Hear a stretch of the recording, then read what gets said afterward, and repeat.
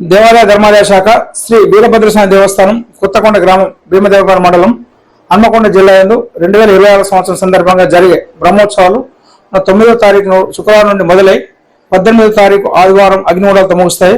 ఇటు బ్రహ్మోత్సవాల భాగంగా 9వ తారీఖు రోజు శుక్రవారం నాడు మంగళ స్నానం కార్యక్రమం ఉత్సవమూర్తుల మంగళ స్నాన కార్యక్రమం నిర్వహించి సాయంత్రం పుట్టమంది తెచ్చే కార్యక్రమం చేశాము. తదుపరి తెల్లవారి 10వ తారీఖు అంకురార్పణ మరియు స్వామివారి కళ్యాణోత్సవం మంత్రి గారు కట్టించిన కళ్యాణ మండపంలో కళ్యాణ మహోత్సవం నిర్వహించాము. 11 ఆదివారం త్రిశూలార్చన నవకలశార్చన, 12 సోమవారం నాడు వాస్తు పూజ హోమం బలిహరణ కార్యక్రమం, 13 మంగళవారం మహాలింగార్చన లక్ష బిల్వార్చన కార్యక్రమం జరిగింది. 14 భోగి పండుగ అర్ణయంత్ర స్థాపన చండీ హోమ కార్యక్రమం, 15 మకర సంక్రాంతి ఉత్తరాయణ పుణ్యకాలం బల్లు తిరిగే కార్యక్రమం ఈ రోజు. రేపు 16 కనుమ నందీశ్వర అభిషేకం పుష్పయాగ కార్యక్రమం, 17 మహాపూర్ణావతి త్రిశూల స్నానం, 18 ఆదివారం ఉదయం 4 గంటలకు అగ్నిగుండాల కార్యక్రమంతో ఇటు బ్రహ్మోత్సవాలు ముగుస్తాయి. ఇటు బ్రహ్మోత్సవాల్లో 10 రోజుల్లో దాదాపుగా 5 లక్షల నుంచి 6 లక్షల మంది భక్తులు పాల్గొంటారు. ఈ వచ్చే భక్తులకు ఎలాంటి ఆటంకం లేకుండా అన్ని ఏర్పాట్లు చేయాలని మన కలెక్టర్ గారు కోఆర్డినేషన్ మీటింగ్ ఏర్పాటు చేశారు. హన్మకొండ కలెక్టరేట్ లో 2వసారి దేవాలయం కూడా ఏర్పాటు చేసి అన్ని శాఖల అధిపతులతో సమావేశం నిర్వహించి ఎవరు ఏం పని చేయాలో, ఇలా భక్తులకు ఎలాంటి ఇబ్బంది లేకుండా పనిచేయాలనే విషయంలో అందరూ సూచన చేశారు. దానికి అనుగుణంగానే మా స్థానిక శాసనసభ్యులు మరియు మంత్రివర్గ పొన్నం ప్రభాకర్ గారి ఆదేశానుసారం వచ్చే భక్తులకు నీటి వసతి మరియు చలవ పందిర్లు మరియు క్యూ లైన్స్, ప్రత్యేక దర్శనం లైన్, ధర్మదర్శనం లైన్, విఐపి దర్శనం లైన్ అన్ని ఏర్పాట్లు చేయాలని వారు సూచించారు. వారు సూచించిన ప్రకారం మా అధికారులు సూచించిన ప్రకారం అన్ని ఏర్పాట్లు చేశాము. మా అర్చక బృందం కూడా 11 మంది అర్చకులు కూడా వచ్చే భక్తులకు ఎలాంటి ఆటంకం లేకుండా అన్ని పూజాకాలు నిర్వహిస్తున్నారు.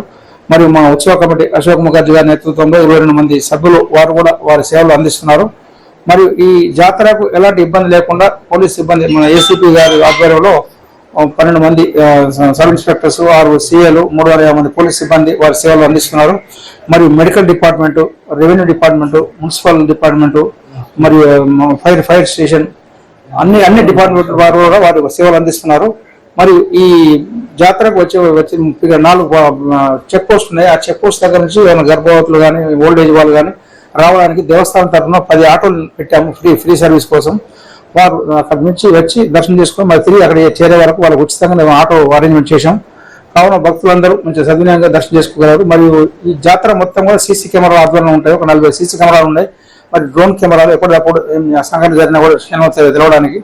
కావున ఇటు జాతర అందరూ దర్శనం చేసుకోవాలని కోరినది. మరియు మంత్రి గారు ఈ సంవత్సరం 7 లక్షలతో త్రిశూల ఫౌంటైన్ నిర్మించారు. అది మన కళ్యాణోత్సవం నాడు వినియోగం చేశాము.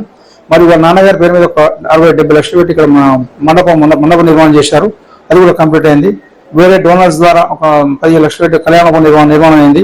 వేరే షాపింగ్ కాంప్లెక్స్ కూడా ఒక 30 లక్షలతో షాపింగ్ కాంప్లెక్స్ అయింది. మరియు అన్ని కార్యక్రమాలు అభివృద్ధి చెందుతున్నాయి.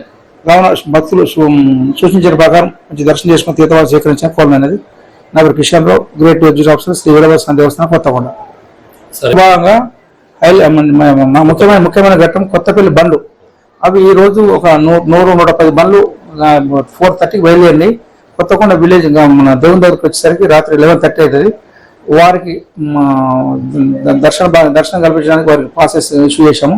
మరి వాళ్ళు బండ్లు దేవాలయం చుట్టూ తిరిగిన తదుపరి వారికి అకామిడేషన్ అంటే అక్కడ బండ్లు నిలబెట్టడానికి ఇటు పక్కన దేవాలయం ల్యాండ్ మరియు అక్కడ సాధారణంగా స్టేట్ వాళ్ళ రైస్ ల్యాండ్ తీసుకొని వాళ్ళకి ఎటువంటి ఇబ్బంది లేకుండా వాళ్ళ పార్కింగ్ స్థలం ఏర్పాటు చేసాం. వారు కూడా 11:30 వరకు వచ్చి దర్శనం చేసుకొని అక్కడ సేవ తీరి ఉదయం మార్నింగ్ వాళ్ళు వెళ్ళిపోతారు.